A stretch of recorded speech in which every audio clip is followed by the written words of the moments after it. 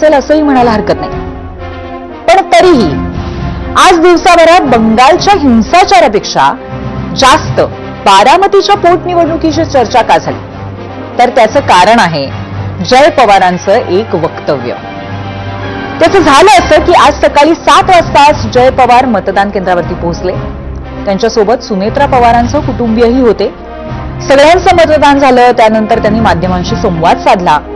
नंतर जय पवार मतदानाचा आढावा घेण्यासाठी निघणार होते, पण नेमकं त्यावेळी काही पत्रकारांनी त्यांना पुन्हा गाठलं आणि एक प्रश्न विचारला. पाहूयात. निवडणूक जरी सुनेत्रा वहिनीची असली तरी देखील चर्चा ही आहे की तुम्ही या पुढच्या काळात आता 2029 मध्ये तुम्हाला त्या सगळ्या याच्यात उभे केलं जाणार आहे आणि तुम्ही ज्या पद्धतीने लोकांची मागणी आहे की 19 मध्ये मी उमेदवार व्हावं, 29 मध्ये मी उमेदवार व्हावं. पण माझी आशा आहे, नाही तर माझ्या मनात काय आहे की मी पक्षाचा छोटा कार्यकर्ता म्हणूनच कास माझे पुढे चालू ठेवावं आणि सगळ्यांना तिथं मदत करावी. 2029 सालच्या निवडणुकांमध्ये कार्यकर्त्यांची भावना आहे की तुम्ही लढावं. या प्रश्नावरती जे जय पवारांनी उत्तर दिलंय त्यामुळे राज्याच्या राजकारणामध्ये बारामती पुन्हा एकदा चर्चेत आली आणि जय पवार राज्याच्या राजकारणात 2029 साली येणार अशाही चर्चा रंगू लागल्यात. त्यावर पवार कुटुंबातल्या सदस्यांनी दिलेल्या प्रतिक्रिया आज अत्यंत बोलक्या होत्या. या सगळ्या प्रतिक्रिया आपण पाहणार आहोतच, पण त्याआधी आपण आजचा पहिला प्रश्न पाहूयात आणि त्यासाठी जाऊयात पोल सेंटरला. आजचा पहिला प्रश्न आहे, 2029ला बारामतीत पवार विरुद्ध पवार सामना झाला तर दादांच्या राष्ट्रवादीचा उमेदवार कोण असेल? सुनेत्रा पवार, पार्थ पवार का जय पवार? आपलं मत काय आम्हाला जरूर कळवा.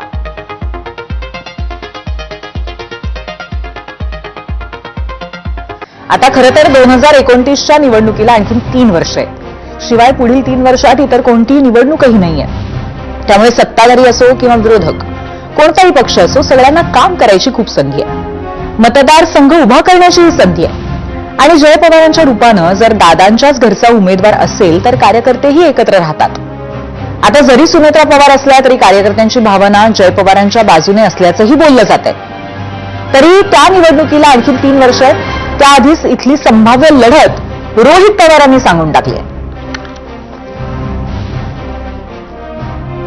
जे काकी जर निवडणुकीला त्यावेळेस उभं राहणार नसतील आणि जे उभं राहणार असेल, शेवटी त्यावेळेस जी लढाई होईल 2029ला, तिथं जय उभा राहिला, इथून युगेंद्र तिथं असू शकतो. त्यामुळे ह्या अनुषंगाने पवार विरुद्ध पवार हे बारामतीमध्ये किती लोकांची इच्छा नसली तरी होऊ शकतं.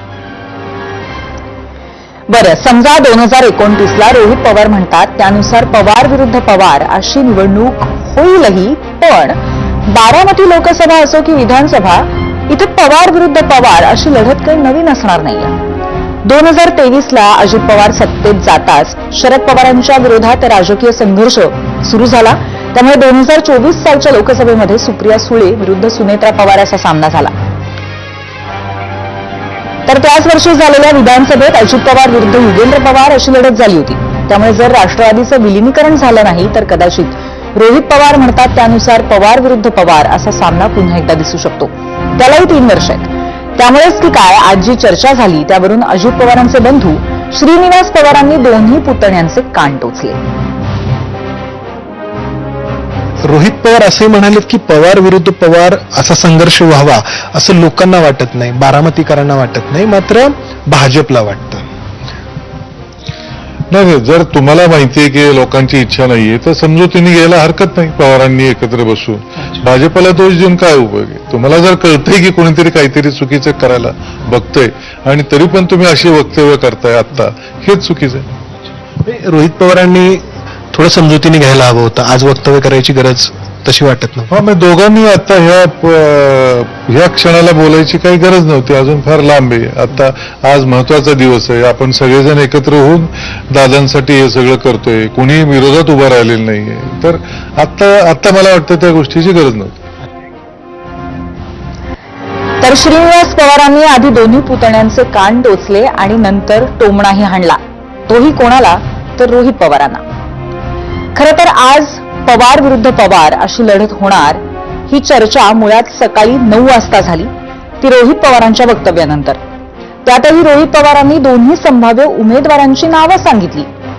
अर्थात तेही अंदाजच लावत होते, पण त्यांच्या अंदाजावरनं आम्ही जेव्हा श्रीनिवास पवारांना विचारलं तेव्हा त्यांनी रोहित पवारांच्या बारामती दौऱ्यावरनं टोला हाणला.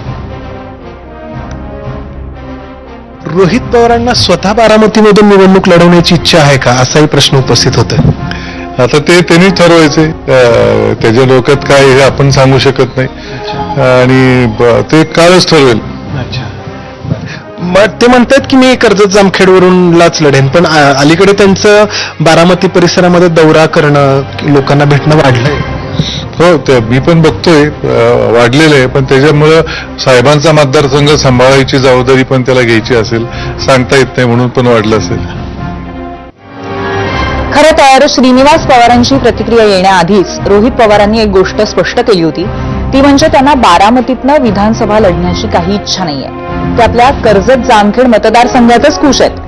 गेल्या विधानसभेत तिथं रोहित पवार जिंकले, पण तिथला संघर्षमय विजय अत्यंत महत्वाचा होता. त्यामुळे राजकीय फायदा झाला आणि तोच संघर्ष कायम ठेवत पुन्हा एकदा तिथूनच लढणार असल्याचं रोहित पवारांनी सकाळीच सांगितलं होतं. मी कर्जत जामखेड मधून 2019ला लढलो, 2024ला लढलो. त्यामुळे निर्णय घेत असताना मी सातत्याने हेच सांगतो, तिसऱ्यांदा सुद्धा मी कर्जत जामखेड मधूनच त्या ठिकाणी लढणार. आणि अजून एक गोष्ट, तुम्ही आज आपण एवढ्या बाबतीतली चर्चा करून, राजकारण ही अशी गोष्ट आहे, आज एक आणि उद्या दुसरी असते. त्यामुळे राजकारणात उद्या जाऊन काय होईल हे आपल्याला सांगता येत नाही. तर आपलं हेच उत्तर संपवत असताना रोहित पवार एक वाक्य म्हणतात. ते म्हणतात की राजकारणात काहीही होऊ शकतं. आता याचा अर्थ काय काढावा आणि त्यांच्या मनात काय असेल हे कदाचित 2029